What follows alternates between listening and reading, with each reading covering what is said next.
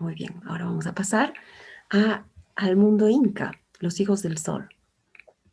Los hijos del sol forman parte de la nobleza inca, es decir, no cualquiera era llamado hijo del sol. Hijo del sol solo eran los incas, los gobernantes, los que gobernaban, ¿no? ¿Dónde se inicia el gobierno de los hijos del sol? En el lago Titicaca, es de donde salen, y de ahí llegan hasta el Cusco, donde se hunde la barra de oro que les ha entregado su padre, y ahí se ha predicho que debe fundarse un gran imperio, el imperio del Cusco. Capital del imperio, Cusco. Por supuesto, se crearon varias regiones, ¿verdad? Hubieron diferentes gobernantes en los cuatro suyos. Cuando llegan los españoles encontraron eso, ¿no? Un Tahuantinsuyo que abarcó grandes territorios en América del Sur. No era solamente lo que hoy conocemos como Perú, sino que además se extendía a Chile, Argentina, Bolivia, Venezuela, Colombia, Ecuador, ¿no? Todo esto formaba parte del gobierno de los incas. Los incas al principio eran un pueblo no muy grande, pero con el paso del tiempo adquirieron poder. Y así como los aztecas de México, ellos también se mostraron como los creadores de una gran civilización en el mundo andino. Los hijos del sol, el, como primera pareja, son Manco Cápac y Mama Ocllo, que era su hermana. Ambos fundan el imperio en el Valle del Cusco. Hay varios incas, ¿no? Señalamos alrededor de 14 incas, se conocen, algunos mencionan solamente 12 incas. De ellos, el más célebre, diríamos que el que más conocemos es Pachacútec del siglo XV, porque es el que logra expandir los territorios del imperio hasta las fronteras que ustedes conocen cuando ven el mapa del Tahuantinsuyo. Entonces, Pachacútec es realmente el verdadero consolidador del poderío imperial del Cusco en territorios que van hasta el norte de América del Sur y hasta el sur, ¿no? La caída del imperio ya más bien se da en la época del gobernante Huayna Cápac, quien fallece repentinamente, puede ser por una de las pandemias de la época que fue el sarampión, y es muy probable que haya muerto de sarampión, y entonces al morir de manera repentina, es que deja sin sucesión al imperio y por eso se produce la guerra civil entre los dos hermanos Huáscar y Atahualpa. La parte de abajo ustedes quizás conocen es el templo del Coricancha, donde después fue construido el templo de Santo Domingo. Por eso ustedes ven solamente la parte inferior, que son paredes de la época inca, y sobre esas el templo de Santo Domingo de construcción ya de la época española. La sociedad inca era una sociedad bastante piramidal. En la parte superior teníamos al inca, el gobernante mismo, y luego teníamos a la nobleza que estaba constituida por las panacas, ¿no? Diferentes panacas o familias reales. Cada inca formaba una panaca, básicamente esa era la forma. Debajo de ellos estaban los gobernantes o jefes de los suyos y debajo de ellos los curacas. Los Hatun Runas eran básicamente el pueblo campesino, ¿no? Y las llanas y acrias eran sirvientes exclusivos, permanentes del Inca y de los nobles. Los mitimaes eran grupos de pobladores enviados a las conquistas de nuevos territorios. Ustedes podrían llamarles pues militares, ¿sí? Algo así. Y los yanaconas eran realmente los criados de los nobles, los sirvientes. Como dijimos hace un momento, eh, eh, como existían los naemes en México, ¿no? Y finalmente los piñas, ¿quiénes eran? Los esclavos, básicamente. El ayu era la unidad local, ¿no? La unidad local básica de la pirámide imperial. Todo estaba organizado en ayllus. El sistema de organización política era decimal. Cada 10 puriks trabajaban al mando de un capataz y cada 10 capataces estaban supervisados por un curaca. Las 4 regiones o suyos se agrupaban a las provincias controladas por los gobernadores. Los gobernadores, estos 4 suyos, vivían en la ciudad imperial del Cusco, que era la capital del Tahuantinsuyo, donde vivía el verdadero gobernante de todo el Tahuantinsuyo, que era el Zapa Inca o el Inca. Y él, además de ser la autoridad suprema en el mundo político, era también el sumo sacerdote en la sociedad inca. El culto al sol era vital y dominaba la vida del imperio inca. Por eso existió un templo dedicado al sol, que era el templo del Coricancha. Existían, además del Templo del Sol, diferentes conventos para las vírgenes del sol, o las doncellas que eran escogidas de las panacas, de las casas reales, y eran luego alejadas de la vida familiar y enviadas a vivir en reclusión en los conventos dedicados al sol. Su labor era dedicarse al culto y también dedicarse a la producción de ropa, es decir, trabajaban en los telares y producían ropa con los hilos que también ellas se encargaban de trabajar y de teñir. Los amautas dentro del mundo andino representan los filósofos o educadores, los maestros de esta época que hablan acerca de la presencia no solamente del dios Viracocha como el dios del culto en el Coricancha, sino también hablan del dios Pachacamac o Pachacamac, que es el dios que da vida al universo, es el dios creador del cielo y de la tierra.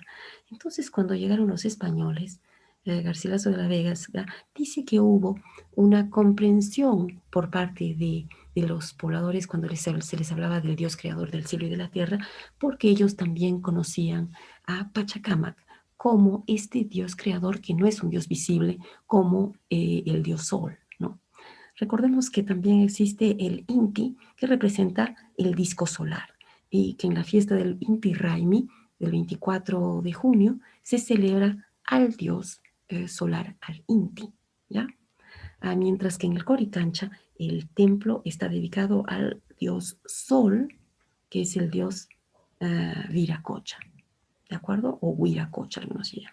Y vemos este trabajo al interior del templo. Miren la perfección en el trabajo de los muros y de las ventanas, ¿no? Realmente es muy fino el trabajo que se hizo en el templo del Coricancha. Hablemos de los incas y de la nobleza. Los incas eran sacerdotes supremos, presidían las celebraciones que se hacían en honor al dios Sol. A menudo ganaban territorios a través de alianzas que ellos realizaban entre los pueblos conquistados y sus propias panacas reales, uniendo matrimonialmente a las las jóvenes mujeres y hombres de las diferentes panacas. De esa manera se evitaba la guerra, ¿verdad? Y se mantenía la paz.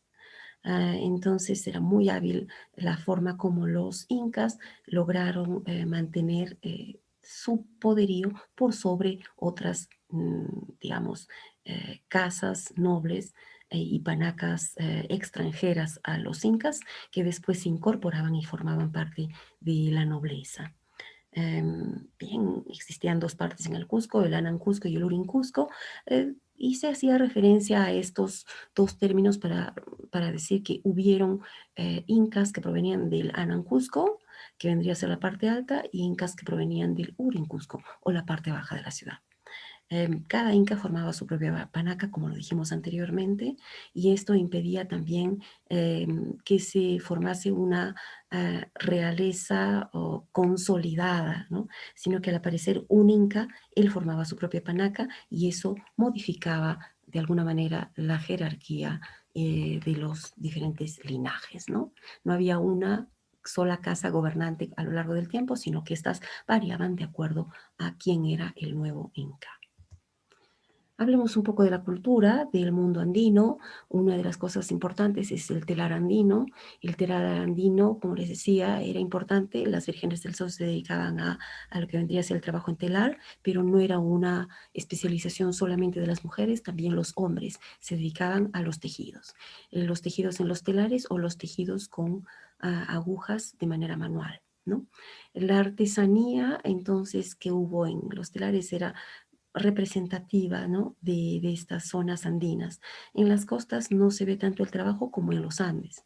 El telar más común es el telar portátil que se ata a la cintura del tejedor y se trabajaron diferentes, ¿no? tipos de telares. También ya existe después el telar apostado en la tierra con unos pequeños bastones colocados, ¿no? y afirmados en la tierra para poder trabajar también de esa manera. Esto ha variado con el tiempo, pero todavía hasta el momento se utilizan telares atados a la cintura, ¿no? Bien, trabajaron diferentes calidades de hilos, no solamente existía un tipo de hilo, bien diferentes, unos que eran súper finos, ¿no? Y también trabajaron el teñido de los hilos. Esto hace que el tejido del altiplano sea también muy interesante, pero también en las zonas de Mesoamérica existe al mismo tiempo un desarrollo de tejidos también extraordinario. No hemos visto en este capítulo la parte de las culturas pre-incas. Nos hemos dirigido directamente al mundo, digamos, inca, pero esto es lo que hemos encontrado también en el mundo inca, ¿no? Un trabajo de tejidos que ustedes quizás no llamarán tan bellos como los que hubieron en la época pre-inca. Hablemos de Paracas, Nazca, con esos tejidos extraordinarios, pero de todas maneras denotan un trabajo también fino, ¿no? De unas figuras geométricas en telares, ¿no? Fuera de la combinación de tejidos, eh, de colores, perdón, y las grecas que son tan conocidas, ¿no? Hablemos un poquito de las canteras y de la mampostería, veamos cómo se hizo el trabajo más o menos general en la época incaica. Um, los incas utilizaron materiales locales, es decir, canteras locales para sus construcciones. Sin embargo, se han encontrado también presencia de bloques que iban siendo trasladados, ¿no? A través de largas distancias de un lugar a otro para la construcción, ¿no? Esto lo vemos en la región del Valle del Urubamba, diferentes zonas donde se han encontrado piedras por ser trasladadas y piedras muy pesadas, ¿no? Y de grandes dimensiones. Se usó el adobo para las partes altas de las paredes de las casas construidas en piedra. Esto es bastante común en la zona de la costa. Las piedras eran semi-trabajadas, eran chancadas y aplanadas para dar la impresión de una superficie plana en las casas construidas en la costa y, ¿no? En las paredes del exterior se trataba de lograr ese tipo de acabado. La mampostería, pues, las paredes, perfectas casi, se dan sobre todo en los edificios públicos, ¿no? Estas construcciones de piedra que encajan perfectamente una sobre la otra. Miren, en este caso, en la imagen de la derecha, que vemos también la finalización curva en el trabajo. Ya no solamente es un trabajo todo recto, sino también existe el sentido de la estética formando ya ¿no? Un círculo. ¿Sí? Esto se va a encontrar también en las chulpas de Siliustani. Las chulpas de Siliustani en Puno también reflejan estas chulpas circulares, ¿no? Bien, entonces las construcciones, como les decía, públicas son las más finas, las mejor acabadas y sobre todo aparecen mucho en la ciudad imperial del Cusco, porque es la zona donde están los gobernantes de los suyos y también el mismo gobernante inca. Respecto de la andenería, los andenes son de formas variadas, rectos, curvos, ¿no? Circulares, como ven acá. Es muy interesante el sistema de andenerías. Están sostenidos por muros de piedra y están provistos de canales de riego, es decir, que el regadío y el drenaje era parte de la ingeniería de los sistemas de andenes.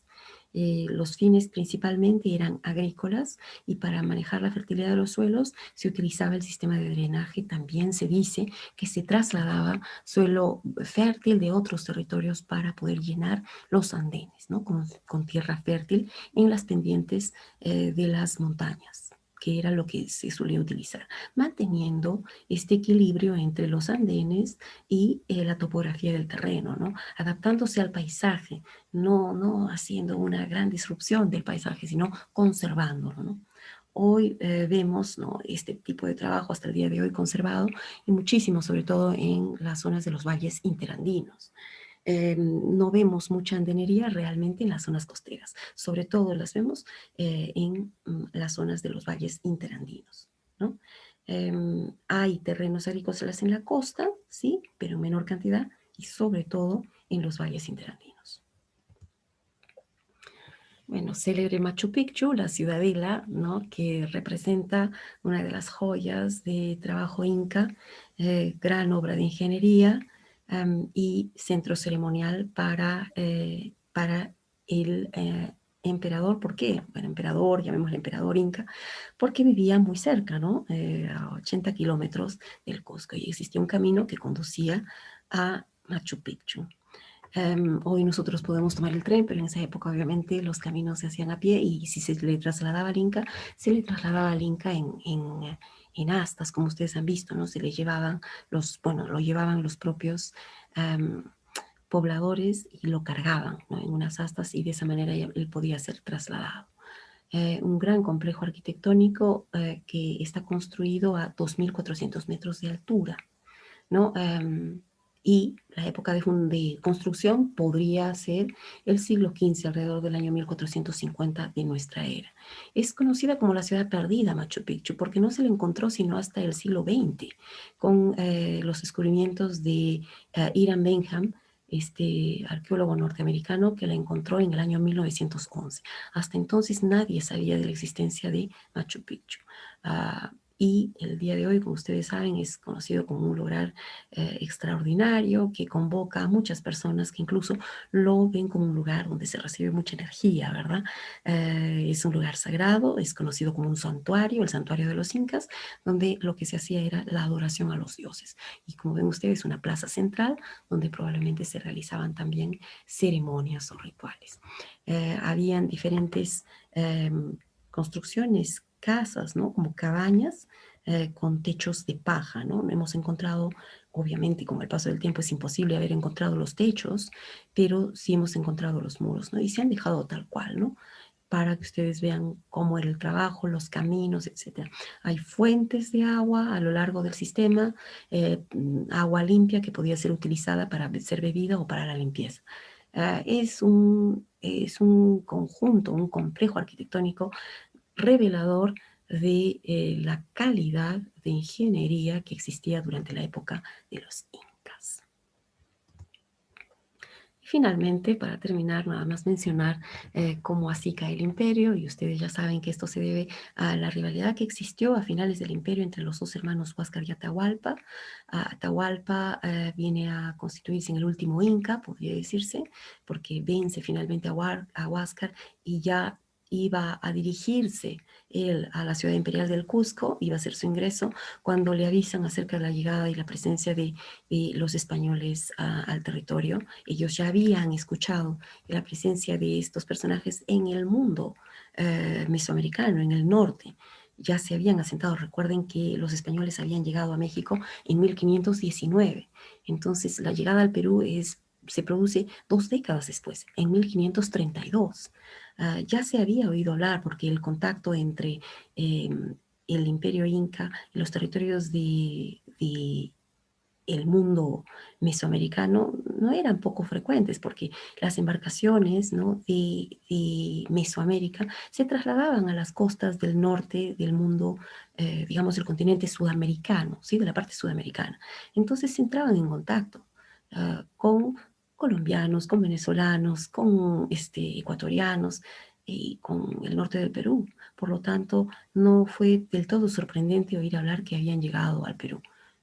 Fue en el recibimiento en el que realmente se da una situación particular por la cual Atahualpa creía que estaba hablando con gente civilizada, pensó que no le iba a pasar nada, pero finalmente es capturado, es atrapado, es mantenido prisionero, y luego él paga su rescate con un cuarto, ¿verdad? Con un cuarto que es llenado con oro y plata. Sin embargo, los españoles no cumplen su promesa y lo ejecutan.